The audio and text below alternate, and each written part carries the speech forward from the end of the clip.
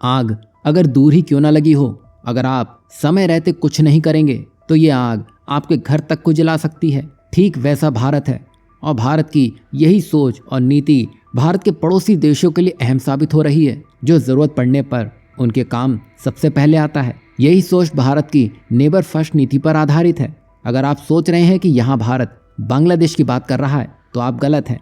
यहाँ भारत ने बांग्लादेश को ही बाईपास करके म्यांमार संग एक बड़ा खेल कर डाला है, जो शायद बांग्लादेश के यूनिस हजम नहीं कर सकेंगे। दरअसल यहाँ 2 अपडेट्स म्यांमार से जुड़ी हैं जो भारत के लिए पॉजिटिव है, लेकिन बांग्लादेश ये एडजस्ट नहीं कर सकेगा। जहाँ एक तरफ बांग्लादेश से सटी 270 किलोमीटर लंबी सीमा पर अब पूरी तरह से कब्जा कर लिया गया है, तो वहीं दूसरी तरफ बांग्लादेश के लिए भारत ने आलू, प्याज और अंडों को बंद कर दिया है। लेकिन अब म्यांमार को भारत ने अपनी एक्ट ईस्ट और नेबरहुड फर्स्ट नीति के तहत 2200 मैट्रिक टन चावल की मदद भेज दी है। और इस पूरे शिपमेंट में टाइम काफ़ी महत्वपूर्ण है, क्योंकि जहां भारत में बांग्लादेश के लिए सारे ट्रकों को रोक दिया जा रहा है, तो वहीं भारत म्यांमार के लिए हाथ खोल चुका है। और ये वही म्यांमार है जहां की स्थिति कुछ ठीक नहीं है। पिछले 3 वर्षों से म्यांमार के लोगों को महत्वपूर्ण आर्थिक, राजनीतिक और सामाजिक संकटों का सामना करना पड़ रहा है। और भारत के पड़ोसियों के साथ अच्छे संबंध बनाए रखना और उनकी सहायता करने की प्रतिबद्धता को दर्शाता है।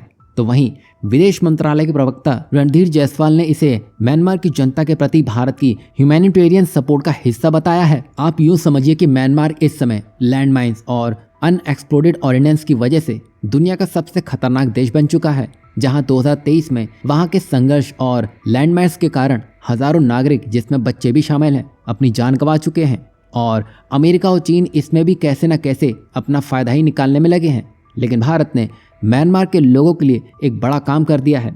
ऐसे में भारत ने चावल की खेप भेजकर ये स्पष्ट कर दिया है कि मानवता राजनीति से ऊपर है, और ये मदद म्यांमार के लोगों को खाद्य संकट से राहत दिलाने में मदद करेगी और भारत को एक सहानुभूतिपूर्ण और जिम्मेदार पड़ोसी के रूप में स्थापित करेगी।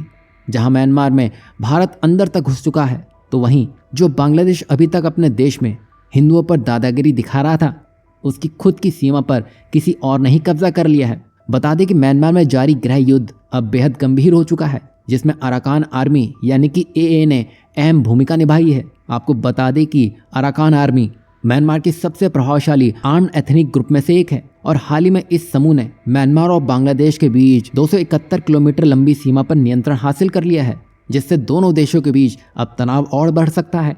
बता दें कि अराकान आर्मी ने रखाइन राज्य में बड़े हिस्से पर कब्जा कर लिया है। वहीं मागड़ा शहर में सेना की चौकी पर कब्जा करने के बाद उन्होंने 11 टाउनशिप और 30 से अधिक मिलिट्री पोस्ट को भी अपने नियंत्रण में ले लिया है। अब उनका अगला लक्ष्य पश्चिमी म्यांमार का रणनीतिक मुख्यालय यानी कि आन शहर है। वहीं इस पूरी स्थिति का बांग्लादेश पर सीधा असर पड़ने वाला है। सबसे पहले तो बॉर्डर सिक्योरिटी कमजोर होगी, जिससे हिंसा और अव्यवस्था बढ़ने का खतरा है।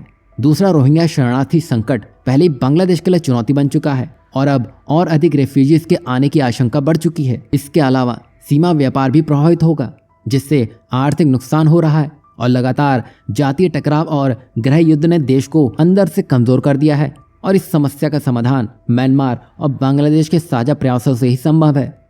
लेकिन जिस तरह के हालात अभी बन रहे हैं, उसको देखकर ये तो नहीं लगता है कि ये जल्दी से सुलझने वाला है। तो वहीं सीमा पर सुरक्षा मजबूत करने और शरणार्थी संकट का प्रबंध करने के लिए इंटरनेशनल सपोर्ट की आवश्यकता है, और अगर म्यांमार जल्दी समाधान नहीं निकालता है तो इसके क्षेत्रीय परिणाम काफ़ी गंभीर हो सकते हैं। वहीं अब पहली बात तो यह है कि बांग्लादेश अब हमारा पड़ोसी नहीं बल्कि एक दुश्मन बन चुका है।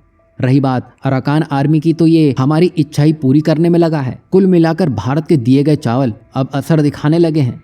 तो वहीं देखना अब ये दिलचस्प होगा कि मोहम्मद यूनिस इस पूरी समस्या पर किस तरह से हरकत करते हैं, क्योंकि अब बांग्लादेश को एक तरफ से नहीं बल्कि अपने चारों तरफ से खतरा बढ़ चुका है, जिसके लिए मोहम्मद यूनिस अभी तैयार भी नहीं होंगे।